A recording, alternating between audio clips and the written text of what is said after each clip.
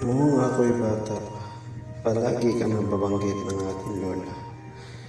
Hindi ko alam kung ano ka ba talaga o bakit ka namin sinasamba o dapat bang kilalanin kita.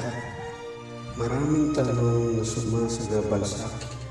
Karamihan ay sinasabi na ikaw ang aming ama.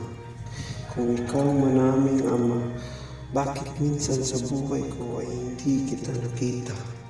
Pero patuloy pa rin kitang sinasamba kasi nga ikaw ang aming ama. Dito na nga, nakilala kita.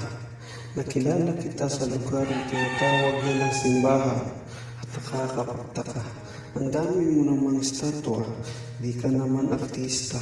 At bakit ang raming taong umiiyak sa iyo at umiiling na patawarin mo sila?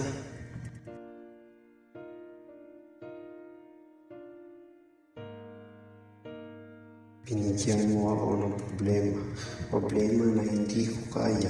Sabi nila, ikaw daw ang makakalutas ng problema. Pinilit kong tawagin ka, paulit-ulit kong binabanggit ang pangalan mo.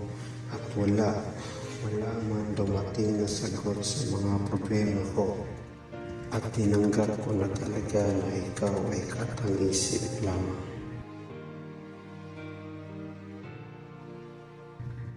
At hindi ko inaasahan na may mala na nangyari sa akin.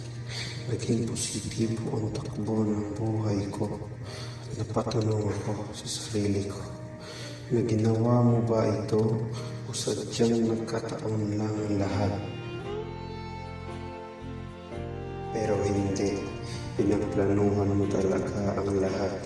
Sinubok mo lang sa aming limitasyon ng aking pananampalataya. At ako pinsin mo talaga, nakumbinsin mo ako na ikaw ay totoo talaga. Na sa bawat problema ikaw ay nakatanaw. Kung gaano kami katatag, ikaw ang perpektong halimbawa ng pagiging ama. Salamat sa lahat ng kabutihan mo, aming Ama na si Jesu Cristo.